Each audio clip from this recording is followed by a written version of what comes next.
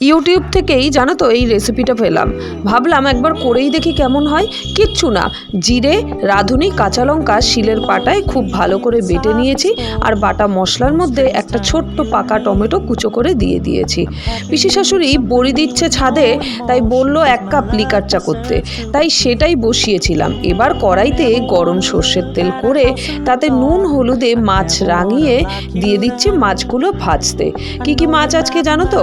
পাবদা ও বেলে মাছ। আমার আবার বেলে মাছ একদম ভালো লাগে না। তোমাদের কাদের বেলে মাছ পছন্দ কমেন্ট করে বলো তো।